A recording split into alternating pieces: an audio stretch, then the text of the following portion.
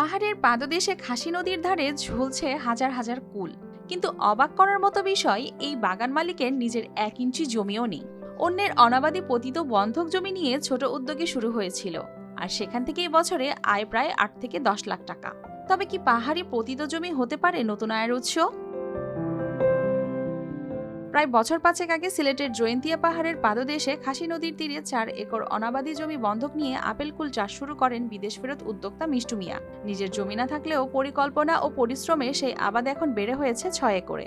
বাউকুল, apple কুল, নারিকেলি, কাশ্মীরি ও থাই সুন্দরী সহ বিভিন্ন জাতের কুল চাষ করে সব খরচ বাদ দিয়ে বছরে প্রায় 8 থেকে 10 লাখ টাকা আয় করছেন তিনি। এ বাগানে কাজ পেয়ে স্বাবলম্বী হয়েছেন কয়েকজন বেকার যুবকও। তবে স্থায়ী বাসিন্দা না হওয়ায় এখনো কোনো সরকারি প্রণোদনা পাননি। সহায়তা পেলে আবাদ আরো সম্প্রসারণের আশা করছেন তিনি। যেটা খরচ হয়েছে এটা উঠছে, ওইটা এখন বর্তমানে মনে করেন যে আমার খরচপাতি করে গিয়ে বছরে 7-8 লাখ টাকা থাকে। তবে এর চেয়ে ভালো জায়গা হইলে আরো বেশি থাকতো।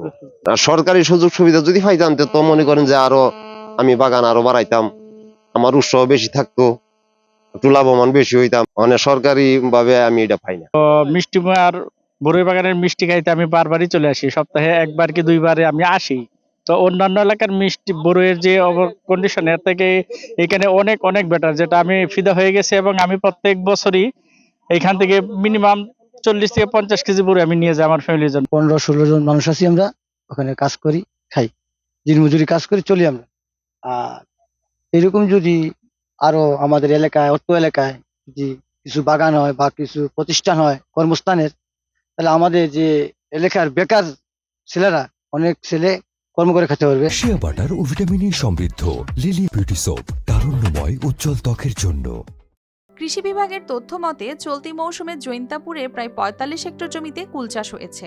এছাড়া পাহাড়ি অঞ্চলে কুল চাষে ভালো সম্ভাবনা থাকায় প্রয়োজনীয় প্রশিক্ষণ ও সহায়তার পাশাপাশি মিষ্টু মিয়াকেও সহযোগিতার আশ্বাস দেওয়া হয়েছে। এটা আমি মনে করি এটা মানুষের ভুল ধারণা যে এক এলাকার কৃষক অন্য এলাকায় গেলে সুবিধা পাবে না। সে যে এলাকায় থাক না কেন, তার জমি যে এলাকায়, সে যে এলাকায় আবাদ করতেছে সেই এলাকায় যদি উপজেলা কৃষি অফিসের আওতাধীন হয়, অবশ্যই উপজেলা কৃষি অফিস থেকে তাকে সমস্ত সাপোর্ট যতটুকু দেওয়ার ততটুকু দেওয়া সম্ভব।